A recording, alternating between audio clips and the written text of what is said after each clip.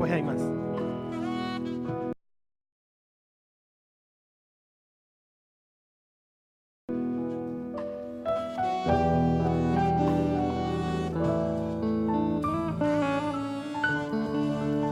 Buenas noches, hermanos. Vamos a leer el capítulo 6 de los Hechos, 16, desde el versículo 6 al 40.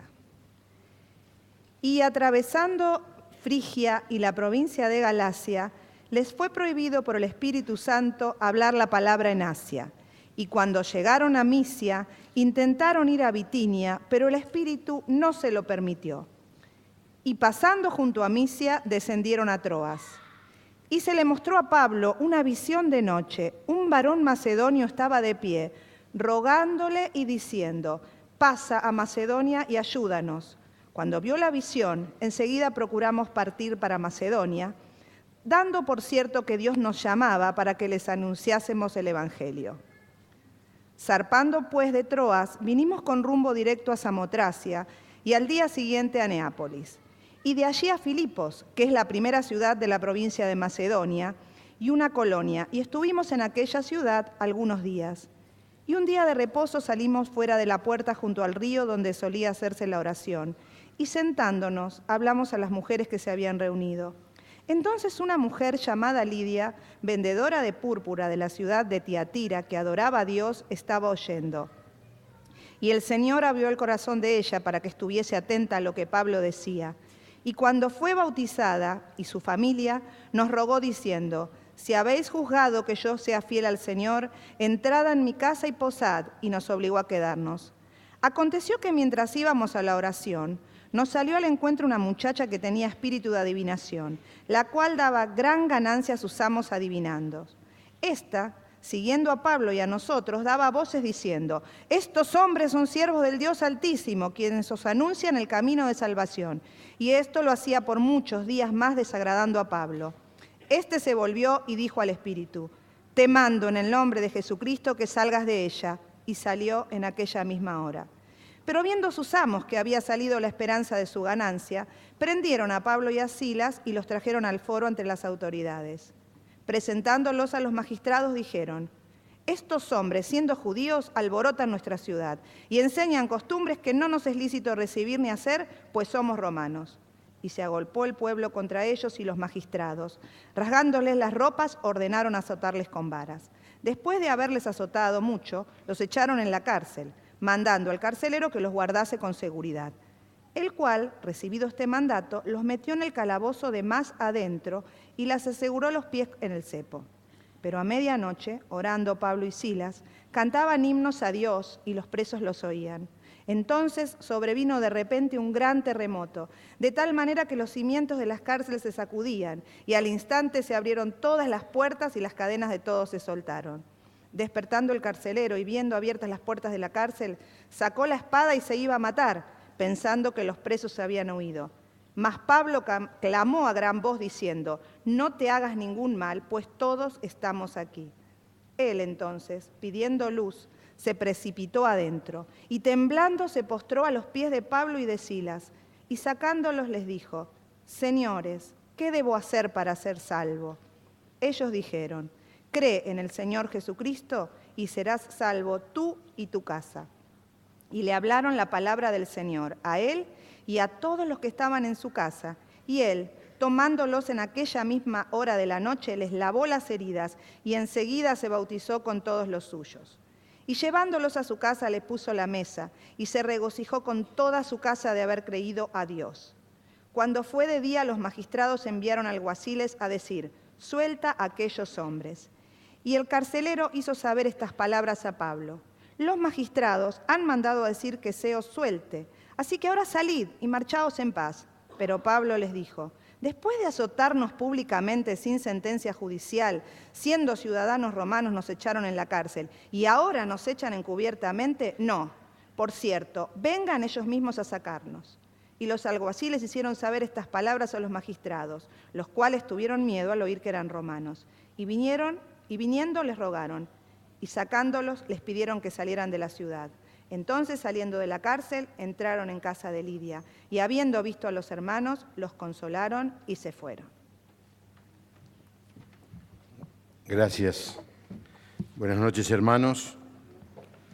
En esta noche vamos a iniciar el estudio del primer capítulo de la carta de Pablo a los Filipenses. Y esta misma tarea se va a realizar en las células. Así que a todos los líderes de célula les pedimos que retiren el apunte de esta lección con el bosquejo y también con una serie de preguntas que se sugieren para la conversación de la célula. Así que los líderes deben retirar esto antes de irse. En el boletín de la iglesia está el bosquejo resumido y también hay una hoja ahí en la página, creo que en la página 12, para que se pueda tomar nota de lo que vamos a ir diciendo en esta noche. De paso, insistimos otra vez, para poder conversar sobre lo que se enseña de la palabra de Dios, pero mucho más que eso, para poder tener comunión, para conocer a otros hermanos, para establecer un vínculo de relación más profundo. Es muy importante que todos aquellos que se suman a nuestra congregación sean miembros de una célula. Así que en la salida va a haber una mesa allí y acérquese y exprese su deseo de ser parte de un pequeño grupo para estudiar la palabra de Dios. Así que hoy iniciamos el estudio, por lo menos del primer capítulo, de esta carta tan hermosa. Se da en llamar la epístola del gozo. Así que les invito a abrir la Biblia, o si no, seguir la proyección. En la carta a los Filipenses, el capítulo 1, vamos a leer los primeros 2 versículos que van a ser el tema de nuestra introducción, porque este mensaje es un mensaje introductorio a la carta. Dice así la palabra de Dios: Pablo y Timoteo, siervos de Jesucristo, a todos los santos en Cristo Jesús que están en Filipos, junto con los obispos y diáconos. Gracia y paz reciban ustedes de Dios nuestro Padre y del Señor Jesucristo. Así que, hermanos, al comenzar a estudiar esta carta, oremos en nuestro corazón para que el estudio de esta palabra afecte nuestro corazón, afecte nuestro estilo de vida, afecte nuestro carácter, nuestras actitudes, para que nos parezcamos cada día más al Señor Jesús. Oremos al Señor. Incline su rostro y, como hoy fue sugerido en la introducción, digámosle a Dios: Padre, aquí estamos listos para escuchar tu voz. Padre, al iniciar el estudio de esta carta tan especial para los cristianos, te pedimos que nos presidas, llenes mi boca de tu palabra, abras el corazón de los hermanos para que esta palabra tuya pueda afectar nuestro corazón, nuestra vida, nuestras actitudes, y que cada día nos podamos parecer más a vos. En el nombre del Señor Jesús. Amén. La carta son 4 capítulos nada más, breves, y en estos capítulos Pablo menciona 16 veces la palabra gozo, menciona 50 veces al Señor Jesús, porque uno descubre a través de la lectura de esta carta que el gozo el cristiano lo encuentra en su relación con Cristo y que Él es la fuente de nuestro gozo. Ahora, es un interesante tema para conversar, porque vivimos en un mundo lleno de depresión, de tristeza, de insatisfacción, de dolor, de soledad. Y los hombres buscan desesperadamente la felicidad, pagan por eso. En algunos casos gastan fortuna por tener un momento de felicidad. porque los hombres definen la felicidad como la satisfacción y el disfrute que producen las circunstancias. No es algo planeado o programado, viene, te puede venir y te puede no venir. Pero el gozo cristiano, la felicidad en la Biblia, es tener la profunda confianza de que en medio de cualquier circunstancia y dificultad, Dios está en el control y tiene cuidado de nosotros. El gozo del que vamos a hablar es algo muy diferente a la felicidad del mundo que nos rodea. Es algo que surge de Dios y que pertenece a aquellos que han recibido a Jesucristo como su Salvador. Es un regalo que Dios le da a cada creyente. No es algo que viene y se va. Es algo que permanece en la vida de cada seguidor de Jesucristo. Y la verdad es que fuera de Cristo es imposible conocer este gozo. Me acuerdo un coro: gozo inefable inunda mi alma. Y ahí me quedé. Al recordar que Cristo me amó. Gozo inefable, paz infinita, canto aleluya, Él me salvó. Fuera de Cristo no hay ese gozo. Podrá haber felicidad. Usted anda por la calle, mira la televisión y usted ve que la gente se ríe, se divierte. Pues siempre son flashes de felicidad. No es un gozo que permanece. Vamos a hablar de eso. Hay una frase que voy a ir armando a la vez que voy leyendo algunos textos bíblicos, que no está en los apuntes, pero quizá usted pueda ir copiándola, va a estar bastante en la pantalla. Es un poco un resumen teológico del tema del gozo. En primer lugar, el gozo es un regalo de Dios. El Salmo 4, 7 y 8 dice: tú pusiste en mi corazón más alegría que la de tener trigo y vino en abundancia. Por eso me acuesto y duermo en paz, porque solo tú, Señor, me haces vivir confiado. El Salmo 16, 11 dice: me mostrarás la senda de la vida, en tu presencia hay plenitud de gozo, delicias a tu diestra para siempre.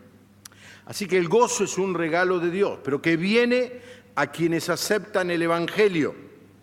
Cuando el ángel se le apareció a los pastores para anunciar el nacimiento del Señor Jesús, les dijo, y lo tenemos esto registrado en Lucas 2, versículos 10 y 11, pero el ángel les dijo: no teman, que les traigo una buena noticia que será para todo el pueblo motivo de mucha alegría. Hoy en la ciudad de David les ha nacido un Salvador, que es Cristo Jesús. Más tarde el Señor Jesús afirmó este principio cuando dice: estas cosas les he hablado para que mi gozo esté en ustedes y su gozo sea completo.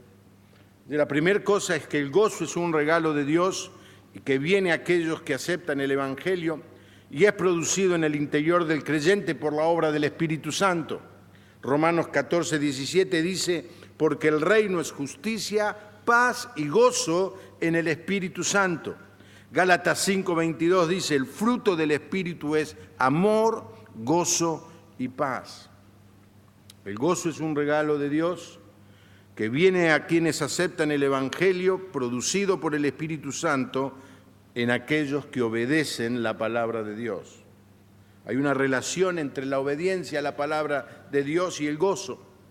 Jeremías 15, 16, tu palabra son el gozo y la alegría de mi corazón, porque tu nombre ha sido invocado sobre mí.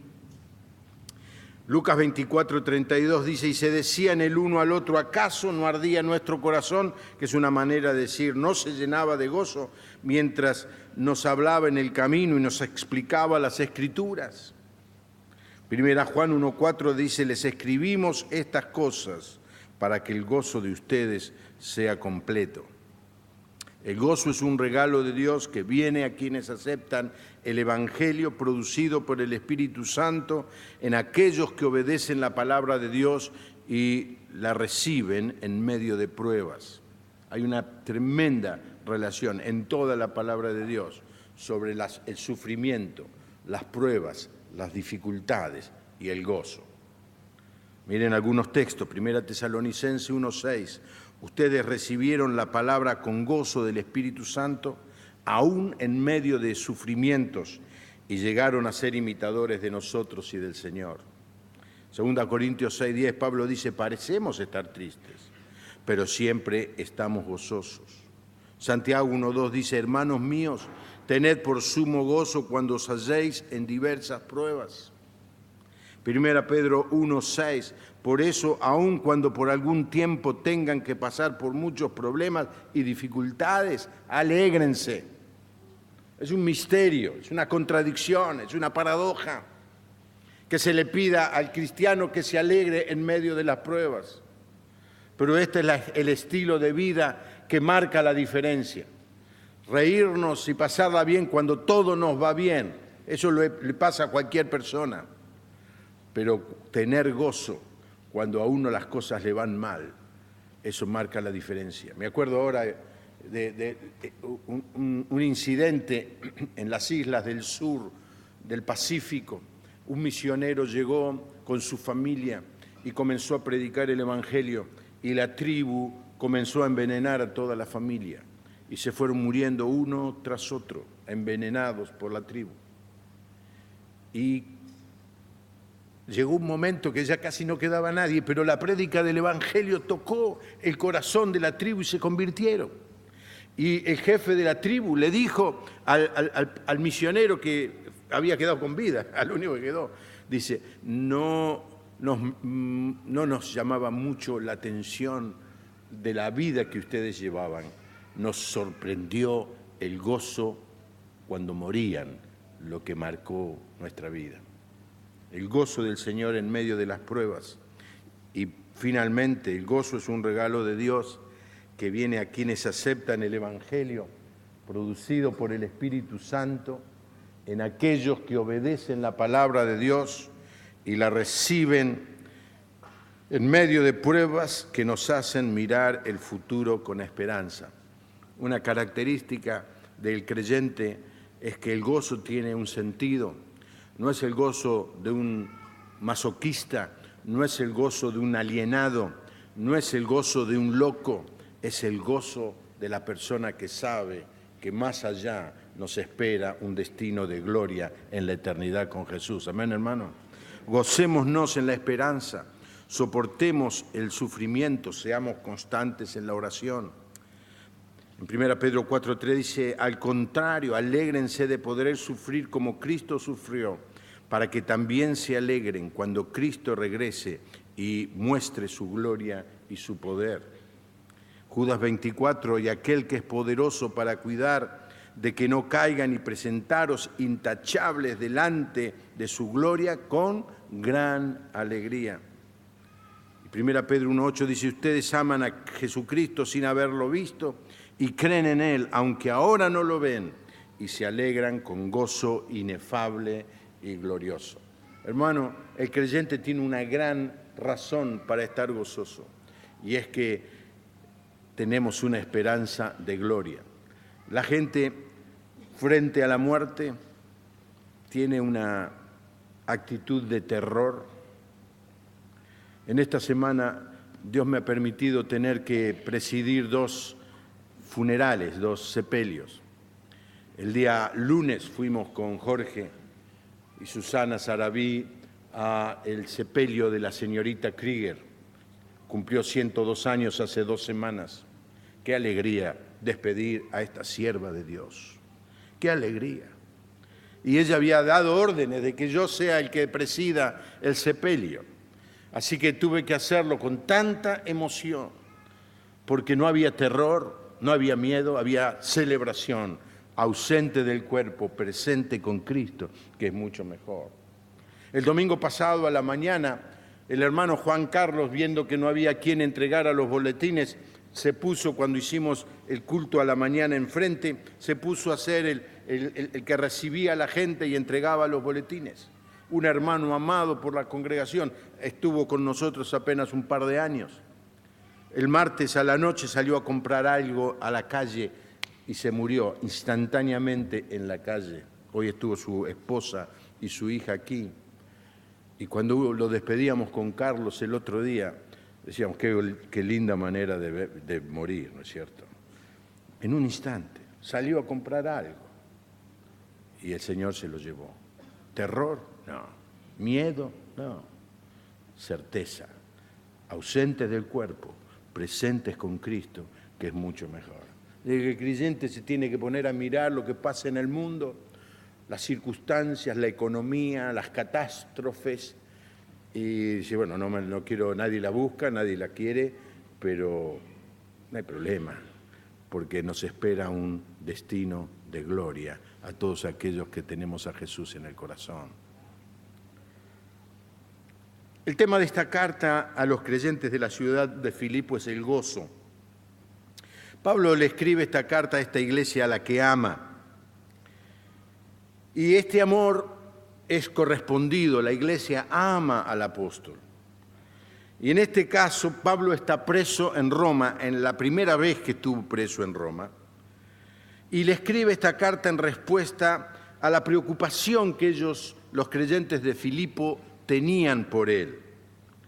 Porque claro, los creyentes estaban preocupados al saber que el apóstol estaba en la cárcel, suponían que estaba viviendo escasez, que estaba prisionero, que tenía limitaciones, y por eso se deciden a enviarle una ofrenda.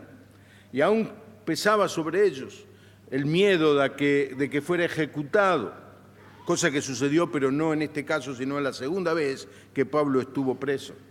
Así que Pablo, que ama a estos hermanos por los cuales es amado, les escribe una carta para tranquilizarlos, para darle gracias de la ofrenda que le enviaron, y les dice algo así: estoy con gozo en medio de las circunstancias y deseo y oro que ustedes también se gocen de la misma manera. Esa es la síntesis de esta carta. Así que vamos a mirar la carta detenidamente. Lo primero que podemos señalar es el título que los autores se dan a sí mismos: Pablo y Timoteo, siervos de Jesucristo. ¿Quiénes son los autores? Bueno, obviamente es Pablo, el apóstol Pablo. Y la descripción más concisa que podemos tener de él la encontramos justamente en esta carta, en el capítulo 3, versículo 4 en adelante. Y Pablo muestra sus credenciales. Yo no sé si alguna vez ustedes estuvieron en algún ambiente en donde todo el mundo saca su tarjeta de presentación y tienen varios renglones debajo del nombre: doctor, psicólogo, especialista y todo eso, ¿no? Y Pablo les dice a ellos: miren, yo todo esto lo tengo una tarjeta reversible, sigue del otro lado. Pero miren lo que él piensa de todas esas credenciales humanas. Aunque yo también, dice, yo tengo de qué confiar en la carne, es decir, me puedo vanagloriar humanamente de lo que soy. Si alguno piensa que tiene de qué confiar en la carne, yo más. Fui circuncidado al 8º día y soy del linaje de Israel, de la tribu de Benjamín, soy hebreo de hebreos y en cuanto a la ley, fariseo. En términos religiosos, hermano, él era lo máximo que un judío podía llegar a ser. En cuanto a celo, perseguidor de la iglesia, en cuanto a la justicia que se basa en la ley, irreprensible. Es decir, que Pablo pensaba de sí mismo que nadie tenía ninguna razón para juzgarle, porque en términos humanos él era irreprensible. Así que él sabía que los humanos podían aprobar su conducta, pero sabía que Dios no la había aprobado, porque miren lo que dice: pero todo lo que para mí era ganancia, es decir, todo lo que para mí es mostrar mis credenciales, lo he estimado como pérdida por amor de Cristo. Y a decir verdad, incluso estimo todo como pérdida por la excelencia del conocimiento de Cristo Jesús, mi Señor. Por su amor lo he perdido todo y lo veo como basura para ganar a Cristo. Otra versión dice como estiércol. Pablo podía mostrar todo lo que era humanamente, dice, no vale nada esto. lo dejo todo, no tiene ningún sentido. Lo que preocupa mi vida no es hacer negocios, no es tener títulos, no es tener fama, no es tener poder. Lo que me motiva a mí es ganar a Cristo, es decir, servirle y honrarle a Él. Segundo nombre que se menciona en este versículo 1 es Timoteo. Ahora está claro que Timoteo no es el coautor de la carta, porque si ustedes leen bien del versículo 3 en adelante del capítulo 1, se van a dar cuenta que Pablo del versículo 3 en adelante habla en primera persona. Ahora, entonces, ¿por qué lo menciona Pablo a Timoteo? Sugiero tres posibilidades. En primer lugar, Timoteo era conocido por los creyentes de Filipo y Timoteo conocía a los creyentes de Filipo. En el relato que leyó nuestra hermana de Hechos 16, está claro que Timoteo llegó a la ciudad de Filipo en el momento de la fundación de la iglesia, que vamos a ver un poquito más adelante, y era del grupo que acompañaba a Pablo. En segundo lugar, es mencionado porque Pablo, que recién lo había reclutado a Timoteo en este segundo viaje, daba fe de que era un hombre recién lo había reclutado cuando llegaron a Filipo a la fundación. Esto se está escribiendo 6 años después. 6 años después, Timoteo había demostrado que era un hombre entregado y un gran siervo del apóstol. Filipenses 2:20 dice, pero no tengo a nadie con este mismo ánimo y que con tanta sinceridad se interese por ustedes. La tercera razón es que muchas veces quien escribía la carta, evidentemente Pablo no escribía la carta, la dictaba. Y el que escribía la carta figuraba como escribiendo la carta, pero obviamente no era el autor. Esto se ve en la carta de Romanos, capítulo 16, 22. Al final ya de la carta de los Romanos dice, yo, Tercio, que escribí la carta. ¿Ustedes saben que la carta de Romanos la escribió Tercio? ¿Quién es Tercio? No, era simplemente el amanuense, es decir, el personaje que recibía la palabra y que la ponía en el papel. Y este es el caso aparentemente de Timoteo. Timoteo fue de una gran ayuda para el apóstol. Imagínense, Pablo estaba preso, así que por esa razón no podía escribir la carta. Ahora, es muy interesante cómo ellos se mencionan a sí mismos, o Pablo menciona el carácter de ellos.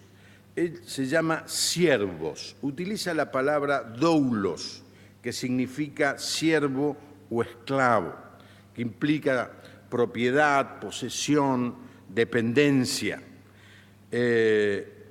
Y esta palabra esclavo tiene una implicación o una fama muy negativa, porque ¿quién quiere ser esclavo? Se supone que un esclavo es alguien que sirve de manera forzada, obligada a su amo. Pero no es el caso de lo que quiere mencionar Pablo. Y en el texto de la palabra de Dios se nos muestra que muchas veces el siervo, el esclavo, quería seguir viviendo en la casa de su amo, aunque podía ser libre, porque amaba al amo y el amo lo respetaba y trataba bien. Y había toda una ceremonia en el Antiguo Testamento para que el esclavo que quería quedarse en la casa sirviendo diera una señal a todos de que estaba allí voluntariamente. Éxodo 21:5 dice, si el esclavo dice, yo amo a mi señor, a mi mujer y a mis hijos, no quiero quedar libre, entonces su amo lo llevará ante los jueces, lo pondrá junto a una puerta o poste y le horadará la oreja con una lesna. Así el esclavo quedará para siempre a su servicio. Es decir, se daba el caso que el esclavo decía, yo no quiero ser libre, quiero seguir viviendo acá está mi familia, aquí está mi vida. Bueno, entonces lo llevaban al dintel de una puerta, le ponían la oreja así contra la madera y venían con una lesna, ¡pum!, le pegaban acá y le hacían un agujero. Hoy la gente se hace agujero en la cara por cualquier idiotez, así que... y allí el tipo iba caminando por allí, cuando la gente le veía el agujero decía, es esclavo voluntario. Y esto es lo que Pablo quiere decir. Yo soy siervo del Señor por propia decisión. No somos forzados. Dios nos obliga a servirle. Lo servimos al Señor con amor y con gozo. Ahora dice claro, ¿siervos de quién? De Jesucristo. Pablo nunca mencionó que era siervo de la iglesia. Nunca mencionó que era siervo de los hermanos de la iglesia. Y tampoco mencionó que era siervo de Roma, aunque era preso de Roma. Y quiero decir esto, hermanos, como implicación de esta parte del mensaje. Uno debe tener claro que sirve al Señor. Si vos servís al Señor no vas a tener problemas. Pero si vos servís a los hombres, te van a contestar mal, te van a tratar mal, van a responder mal. Te vas a sentir defraudado muchas veces. Y hay muchos creyentes que andan por la vida desanimados y desalentados porque trabajando para el Señor en realidad estaban tratando de servir a los hombres. Y cuando uno sirve a los hombres, déjeme decirle, fatalmente, finalmente, va a tener problemas, porque los hombres somos imperfectos. Yo siempre le digo a los que les hablo y a los que me escuchan en términos de mis años de pastor, la moneda de cambio del servicio a Cristo y del pastorado es la ingratitud. Uno nunca debe servir al Señor porque le van a dar gracias. Uno nunca debe servir al Señor por el reconocimiento que los hombres le van a hacer, aunque nos agrada, nos reconoce, nos enriquece que las personas nos reconozcan. Pero uno tiene que servir al Señor. Hermano, siempre que hagas algo para el Señor, no pensés si te van a aplaudir, si te va a conocer, si va a salir en la página de la iglesia, si te van a poner en el boletín. Porque cuando vos entrás, que estás sirviendo a los hombres, finalmente vas a terminar desanimado y desalentado. Pablo y Timoteo, ¿siervos de quién? De Jesucristo. ¿A quién servimos, hermanos? Al Señor. ¿Quiénes son, en segundo lugar, los destinatarios de la carta? Pablo y Timoteo, siervos de Jesucristo, a todos los santos en Cristo Jesús que están en Filipos, junto con los obispos y diáconos. Es muy interesante que utiliza la palabra santos. Incluye a todos, a los miembros de la iglesia y a los líderes de la iglesia que ahí se mencionan. La palabra significa estar separados, ser únicos, diferentes, apartados. En toda la Biblia la palabra santos es un sinónimo de cristiano. Es similar a la palabra hebrea kadesh, que se refiere a lo que es único, diferente y apartado. Hay mente de las personas en esta cultura católica piensan que los santos son mártires que han sido canonizados o son personas tan súper piadosas a que se le puede llamar santos. Pero no es el caso en el Nuevo Testamento. Cada vez que Pablo escribe a creyentes de alguna iglesia, él menciona esta expresión, santos, y es un sinónimo de ser cristiano. Lo usa, por ejemplo, en la carta a los Corintios y en la carta a los Efesios. Un cristiano es una persona que ha sido redimida por Cristo y separada del mundo para el servicio al reino de Dios. Así que en ese sentido, todos somos santos. La frase que más le gustaba a Pablo usar era santos en Cristo Jesús. Y Pablo define en Gálatas 2:20 lo que es un santo. Dice, pero con Cristo estoy juntamente crucificado y ya no vivo yo, sino que Cristo vive en mí y lo que ahora vivo en la carne lo vivo en la fe del Hijo de Dios, el cual me amó y se entregó a sí mismo por mí. Aunque usted no lo crea, la persona que está sentada al lado suyo es un santo. No se le ve la aureola porque hay mucha luz. Somos santos en Cristo Jesús. Amén. Vi cada mirada en este momento. Ahora, ¿quiénes eran estos santos? ¿Cómo comenzó todo? Y este es el relato que leyó nuestra hermana. El inicio de la iglesia en Filipo se registra en el capítulo que nuestra hermana leyó. En este segundo viaje misionero, y les recomiendo que los que tienen Biblia busquen en la parte de atrás, en casi todas las Biblias están los mapas de los 4 viajes misioneros de Pablo, en casi todas las Biblias, no digo en todas. Por ejemplo, en mi Biblia están los 4 viajes misioneros. Y es muy valioso porque uno entiende un poco más la historia cuando ve el mapa. Pablo estaba en la ciudad de Troas, ahora vamos a ver en el mapa dónde queda, y estaba pensando seguir su tarea misionera en lo que nosotros hoy conocemos como Asia. Pero en ese lugar Pablo recibió una visión. Mira lo que dice el versículo 16. Allí una noche Pablo tuvo una visión en la que veía ante él un varón macedonio, o de Macedonia, que es la provincia enfrente, ya esto es Europa, que suplicante le decía: pasa a Macedonia y ayúdanos. Así que Dios estaba en este momento cambiando el plan, el proyecto de Pablo, de seguir trabajando en lo que nosotros vemos en el mapa hoy como Asia Menor o Turquía, y le dice: saltá al otro lado del mar. Una movida fundamental, hermanos. La iglesia en Occidente se inició en esa movida del Espíritu Santo de Dios. Nosotros estamos aquí porque el Espíritu le guió a Pablo a dar ese salto. Así que en respuesta a la visión, dice Pablo, nos embarcamos en Troas y fuimos directamente a Samotracia, que es una islita ahí. Bueno, una isla de Grecia, no es ni una islita, ¿no? Si ustedes me pagan, puedo ir a hacer un viaje para explorar qué tipo de isla es la Samotracia. Al día siguiente proseguimos a Neápolis y de allí fuimos a Filipos, que es una colonia y la ciudad principal de la provincia de Macedonia.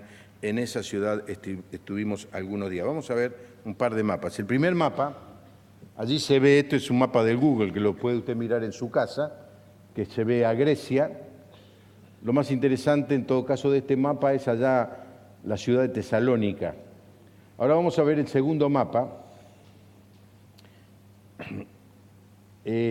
Aquí está Troas, y Pablo tenía idea de seguir evangelizando en esta zona, pero se va de Troas, se toma un barco y se va a esa islita que está ahí, a Samotracia, pero ni siquiera baja, hacen noche con el barco allí en Samotracia, y van allí a donde hay esos 2 símbolos en rojo, ahí está Filipos.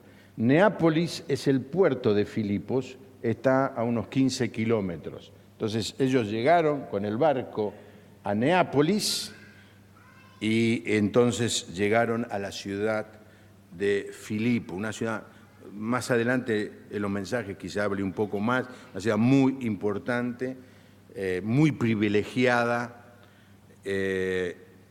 porque era una colonia romana, es decir, los que vivían allí tenían el derecho de llamarse ciudadanos romanos, que en esa época no era poca cosa. Así que la segunda cosa que vemos es el arribo de Pablo. Pablo llega, y cuando Pablo llegaba a una ciudad, la costumbre que tenía era ir a la sinagoga judía el sábado. Así que mandaba a sus amigos a decir: ¿dónde está la sinagoga? Se ponía la corbata, no sé qué, y aparecía en la sinagoga. Entraba a la sinagoga, y en la sinagoga de esas ciudades no tenían muchas visitas, y mucho menos de un rabino como Pablo, que venía de Jerusalén. Así que naturalmente Pablo empezaba a predicar el Evangelio, abriendo los rollos de la ley. Pero en esta ciudad no había sinagoga, así que se supone entonces que había pocos judíos. Se necesitaban 10 hombres judíos para poder abrir una sinagoga. Aquí no había una sinagoga. Entonces Pablo tiene el plan B. Cuando no hay sinagoga hay que ir al lado del río el sábado, porque allí es donde los judíos se juntaban a orar. ¿De dónde viene esto? Salmo 137:1. Junto a los ríos de Babilonia nos sentábamos a llorar al acordarnos de Sión. Se había convertido en costumbre para todos los judíos que estaban en la diáspora ir a extrañar, llorar al lado de un río y tener una reunión como judíos. Así que Pablo se fue al lado del río porque sabía que se iba a encontrar con algunos judíos. Efectivamente, allí se encuentra con un grupo de mujeres judías y se puso a hablar con ellas. Yo no sé si la costumbre estaba bien, pero Pablo no andaba con problemas, se iba y encaraba, como diríamos hoy. Allí están y pues empezó y claro, la manera de vestir, el lenguaje, la presencia. No se olviden, iban Pablo, Silas, Timoteo y Lucas. Lucas iba con el librito o con la iPod escribiendo lo que estaba pasando. Entre las que nos oían estaba una mujer llamada Lidia, que vendía telas de púrpura en la ciudad de Tiatira. Lidia adoraba a Dios y el Señor tocó su corazón para que diera cabida a lo que Pablo decía.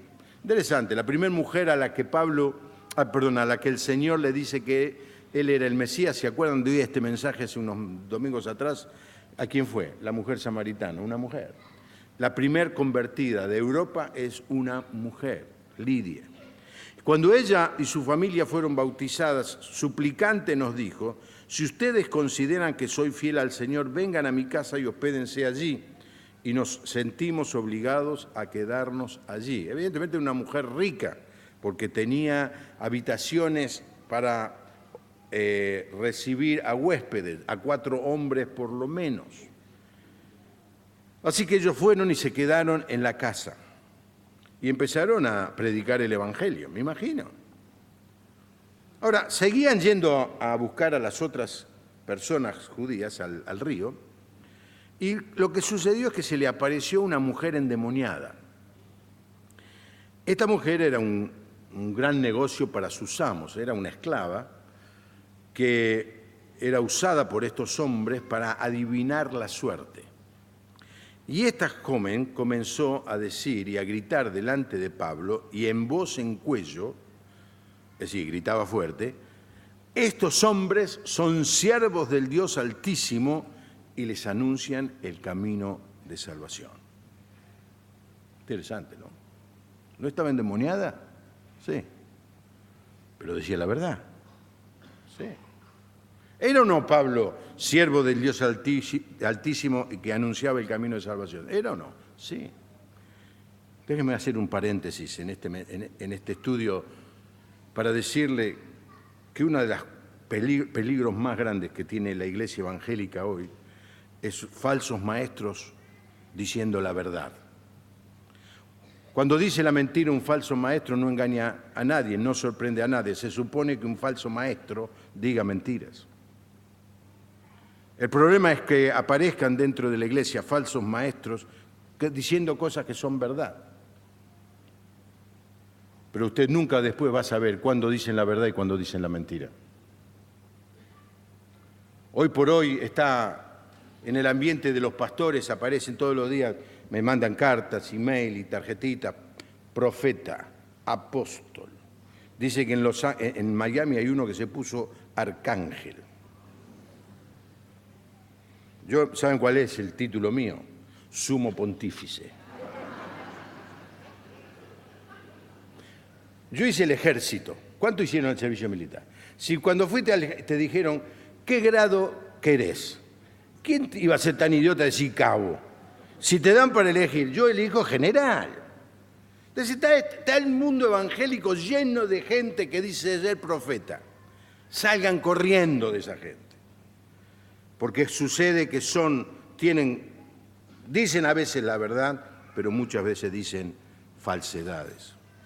¿Qué es lo que tiene que hacer alguien que tiene una palabra del Señor? Porque la palabra de Dios nos dice que no menospreciemos las profecías. ¿Qué tiene que hacer una persona que siente que tiene una palabra del Señor?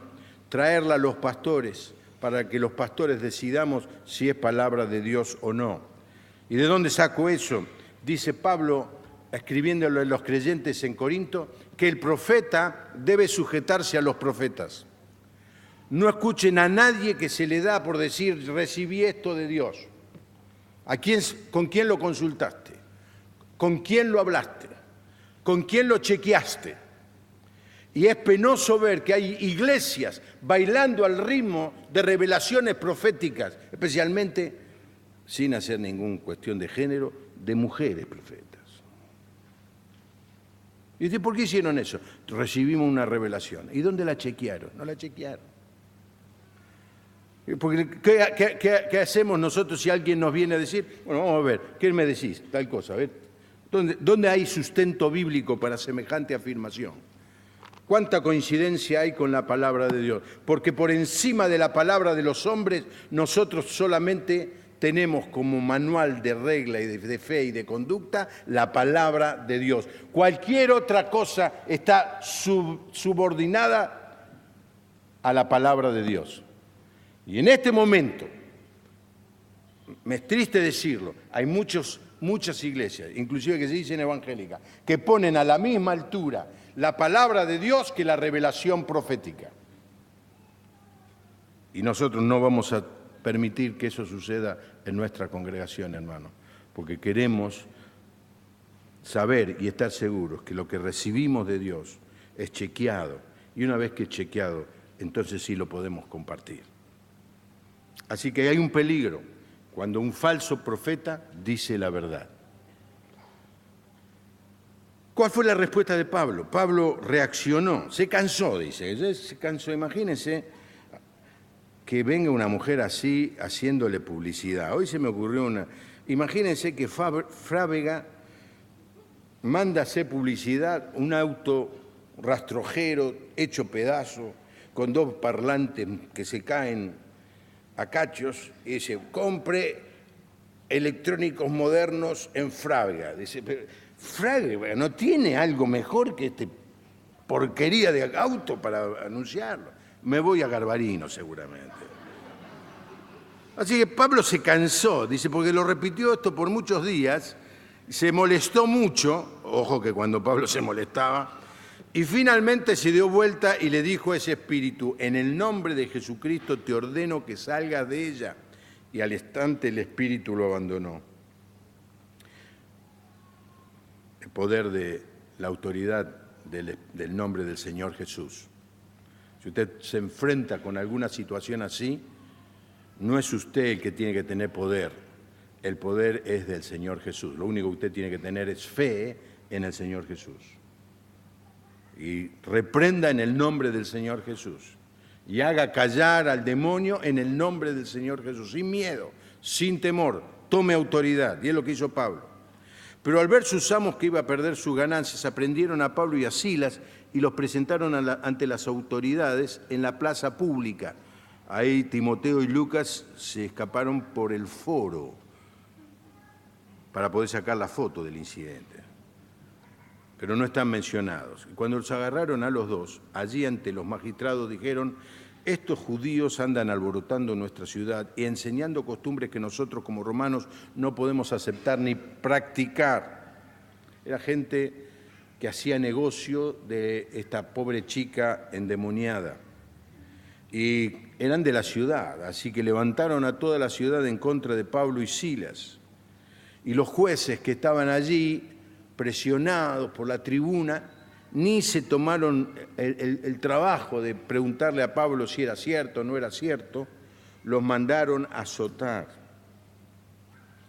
Siempre me pregunto, ¿por qué Pablo no dijo allí, momento, antes de azotarme quiero decirles que soy ciudadano romano? Si él hubiera dicho eso, los tipos les agarraba un pánico, porque a un ciudadano romano jamás se le podía hacer un juicio así a la ligera como le hicieron en este caso, y mucho menos azotarlo públicamente. ¿Por qué no lo hizo Pablo? Quizá para no dejarlo a Silas solo. Aunque el relato dice que los dos eran romanos, o se insinúa eso al final del relato. Bueno, no sé. La cuestión es que agarraron un azote, unas varas, y les dieron, los castigaron fuertemente, les sacaron la ropa y le pegaron con esas varas no pocas veces. Y luego lo metieron en la cárcel, le dieron la orden al carcelero que lo guardara bien. Ahora tenemos que imaginarnos la condición de Pablo y Silas encarcelados. Le habían dado un semejante azote en la espalda. A veces me encuentro con hermanos que dicen, ay, me duele la pierna, ¿qué pasó? Me tropecé con una silla.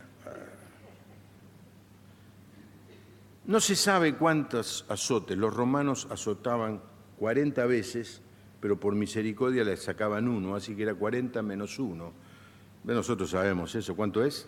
39. 39 azotes dados por un especialista en azotar.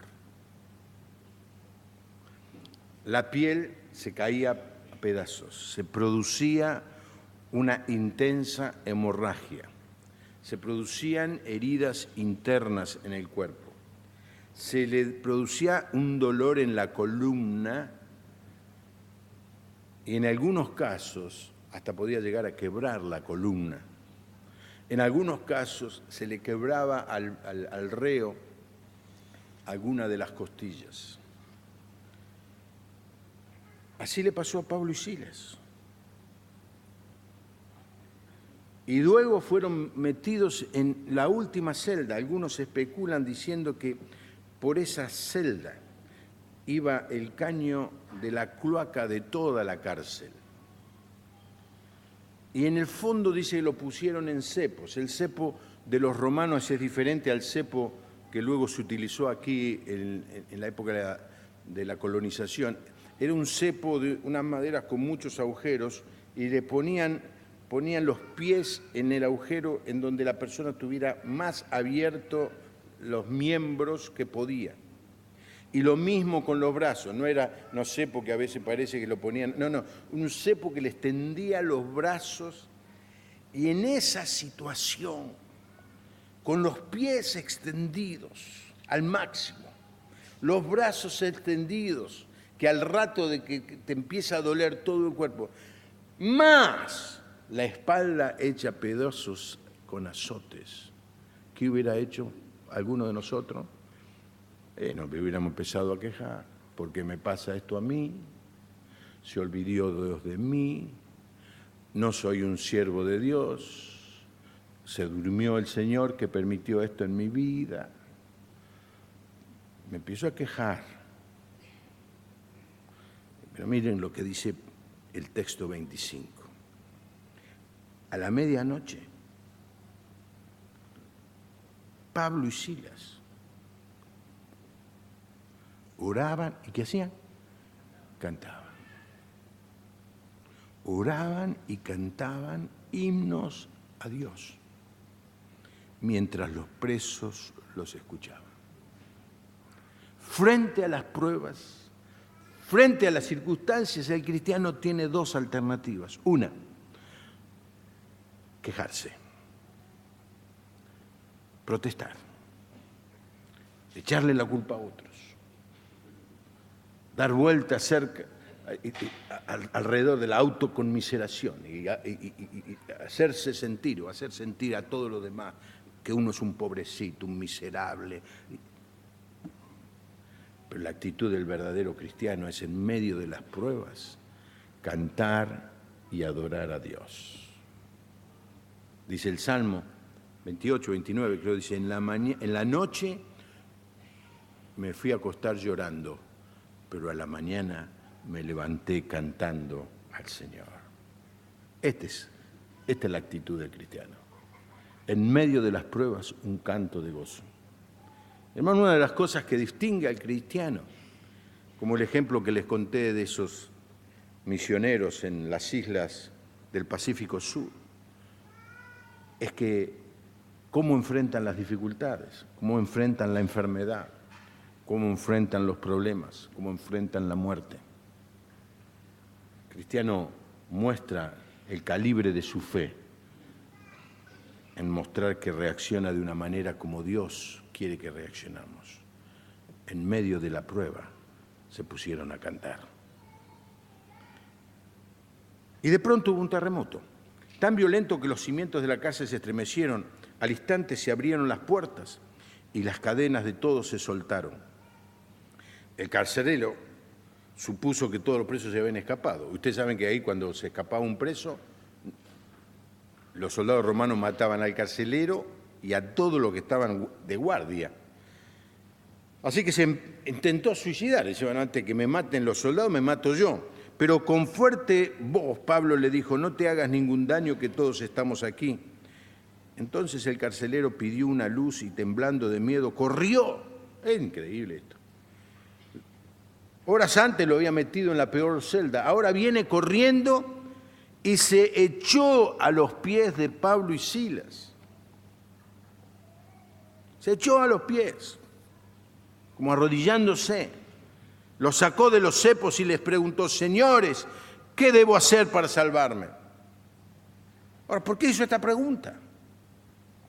Quizá había escuchado a Pablo predicar, o quizá había escuchado el contenido de las canciones.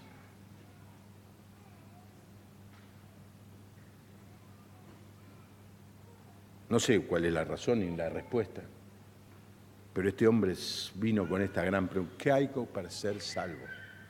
Y ellos le dijeron, cree en el Señor Jesucristo y se salvarán tú y tu familia. ¿Así? Pero hay que leer el versículo 32 también. Y les hablaron de la palabra del Señor a él y a toda su familia. Es decir, no era solamente creer, él tenía que saber, quería saber, tenía preguntas que hacer.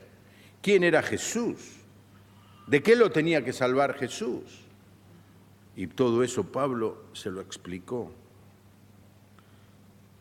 Por lo que dice el relato, lo hizo mientras todavía su espalda estaba sucia y lastimada por los azotes y llena de sangre, porque es después en el 33 que dice, a esas horas de la noche el carcelero los tomó y les lavó las heridas y le puso algún ungüento, alguna cosa, aceite.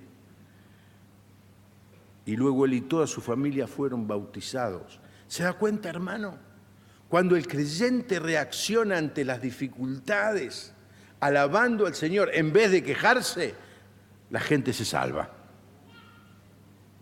Ahora, cuando el creyente reacciona igual que reacciona el mundo, quejándose, echándole la culpa a Alfonsín, a Cavallo, a Menem, a todo, le echamos la culpa, entonces quejándonos, nadie se siente. Para ser como él, me quedo como soy. Pero cuando el creyente dice, no importa las circunstancias, voy a bendecir al Señor. Bendeciré al Señor en todo tiempo. Su alabanza estará de continuo en mi boca. Este es el creyente, que convierte, que gana a otros. Después los llevó a su casa y les sirvió de comer, y él y toda su familia se alegraron mucho de haber creído. Ahí comienza la iglesia de Filipos, con Lidia en el río y con el carcelero en la cárcel. Y al otro día fueron liberados. Me gusta eso, porque lo quisieron sacar a Pablo y a Silas lo quisieron sacar por la puerta de atrás, dice, que nadie se entere. Y Pablo, que era un ciudadano romano, no era un tonto de ese momento. Me juzgaron sin darme derecho a defender. Ni siquiera me preguntaron que era ciudadano romano y ahora me quieren sacar por la puerta de atrás. No, que vengan los alguaciles. Los tipos les agarró un miedo que le pidieron y Pablo fue tan gentil que se fue sin hacer mucho lío. Estuvo un rato con los hermanos y se fue. Así que 6 años después, los creyentes se acordaban de ese incidente. Cuando alguien preguntaba, ¿y esta iglesia cómo se fundó? Te vamos a contar. Y le contaban la historia de Pablo en la cárcel y cómo se había convertido el carcelero. Y cómo por el testimonio de fe de Pablo y de Silas, toda su familia había ingresado a la familia de Dios. Por eso Filipenses 4:10 dice, grande ha sido mi gozo en el Señor, hablándole a los creyentes, de que al fin han reanudado ustedes su cuidado por mí. tenían la disposición, pero le faltaba oportunidad. Ahora Pablo muestra en algunos versículos el amor que esta iglesia le tenía a él y el amor que él le tenía a esta iglesia. Y dice aquí, ustedes tenían ganas de ofrendar, pero no tenían oportunidad. Pero cuando tuvieron la oportunidad, ustedes me ofrendaron. Incluso, dice, a Tesalónica, una y otra vez, ustedes me enviaron para cubrir mis necesidades. En 2 Corintios 11:9 dice, cuando estuve entre ustedes y necesité algo, nunca le pedí que me ayudaran. Los miembros de la iglesia, y eso se lo dice a los de Corinto, ¿no? Estuve entre ustedes, en Corinto, y necesité algo y nunca les pedí. Los miembros de la iglesia en la región de Macedonia llegaron y me dieron lo que necesitaba. Era una iglesia generosa que amaba al apóstol, pero no lo amaba de palabra, sino de hecho y en verdad. Filipenses 4:18, Epafrodito, que era de Filipos, me entregó todo lo que ustedes me enviaron y fue más que suficiente. La ayuda de ustedes fue tan agradable como el suave aroma de las ofrendas que Dios acepta como agrado. Es una iglesia que amaba al apóstol y le daba ofrendas. Y Pablo la tenía como un ejemplo, la reconocía como una verdadera iglesia generosa. Y la descripción de esta iglesia está en 2 Corintios 8, del 1 al 5. Dice, hermanos, también queremos contarles acerca de la gracia que Dios ha derramado sobre las iglesias de Macedonia. ¿Qué iglesia de Macedonia? La iglesia de Filipo, cuya generosidad se desbordó en gozo y en ricas ofrendas, a pesar de su profunda pobreza y de las grandes aflicciones por las que han estado pasando. Yo soy testigo de que ellos han ofrendado con espontaneidad y de que lo han hecho en la medida de sus posibilidades e incluso más allá de estas posibilidades. Miren esto. Qué alegría tener una congregación con gente que haga esto. Insistentemente nos rogaban que les concediésemos el privilegio de participar en este servicio para los santos. La verdad que a mí nunca nadie me rogó, por favor, pastor, permítame ofrendar. Páseme la ofrenda todos los momentos, una vez cada 10 minutos, porque estoy desesperado. No, la iglesia es generosa ofrendando, pero estos le pedían, le rogaban, Pablo, déjanos que te ayudemos. E hicieron más de los que esperábamos, pues primeramente, y aquí está la clave, primeramente se entregaron al Señor y luego a nosotros por la voluntad de Dios. Mire, hermano, en la ofrenda la persona muestra si está entregado al Señor o no. Cuando una persona está entregada al Señor, naturalmente es una persona, un creyente generoso. Cuando una persona o un creyente tiene el cocodrilo todavía con mucha vida en el bolsillo, es que todavía no ha entregado su vida al Señor plenamente. Esta gente se había entregado al Señor y ofrendaba al apóstol. Por eso Pablo les dice que confía que pronto, versículo 24, capítulo 2, que él pronto va a ir, cosa que sucedió en el tercer viaje misionero. Para terminar, Pablo les da un saludo en el versículo 2. Gracia y paz reciban ustedes de Dios nuestro Padre y del Señor Jesucristo. Este es un saludo muy común de aquella época. Gracia y paz. Nosotros tenemos un saludo que ya casi no significa nada, que es que Dios te bendiga. Pero se lo decimos a tanta gente tantas veces que ya no sabemos bien qué quiere decir. Gracia y paz. La gracia de Dios es un regalo de Dios, la gracia de Dios produce paz en la vida del que recibe esa gracia. Eso es lo que está queriendo decir. Saludo muy común, Pablo lo usaba mucho.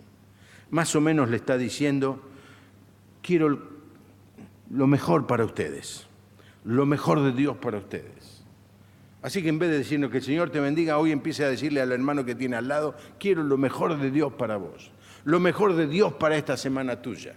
Claro, dentro de 4 o 5 años eso se va a convertir en una frase hecha y vamos a volver y decir, le voy a decir que Dios le bendiga. ¡Ah, qué novedad! Y Pablo le dice, me estoy regocijando en el Señor. Escuche bien, capítulo 1, había sido defraudado por un grupo de cristianos y dice, me estoy regocijando en el Señor. Ya vamos a estudiar eso. Capítulo 2, hicimos algunos planes, pero los tuvimos que cambiar porque no funcionaron. Me regocijo en el Señor. Capítulo 2. Voy a enviarles a Timoteo y Epafrodito y me voy a quedar solo, pero me regocijo en el Señor. Capítulo 3, que lo hemos leído. He perdido todo, no me he quedado con nada. He entregado todo lo que poseía, pero me regocijo en el Señor. Este es el mensaje de esta carta. El gozo cristiano no depende de que la gente me aplauda, no depende de que yo esté siempre acompañado de gente que me gratifique, no depende de tener cosas materiales alrededor míos. El gozo cristiano es tener a Jesucristo en el corazón. No hay mayor gozo que este. Gozo inefable inunda mi alma al recordar que Cristo me amó. Bendito sea el nombre del Señor. Así que este es el mensaje introductorio. Vamos a empezar a estudiar este primer capítulo el próximo domingo. Espero que este estudio nos haya servido. De todas maneras, le hemos sacado algunas cosas interesantes para reflexionar a estos primeros 2 versículos. Amén, hermano. Siervo. ¿Siervo de quién? De Jesucristo. Santos. Santos. ¿El hermano fulano es santo? Y sí. ¿Por qué? Porque es un hijo de Dios. No es porque es perfecto, porque es un hijo de Dios. Gracia y paz.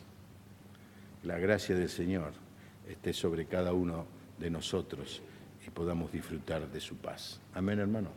Gracias, Señor, por tu palabra en esta noche.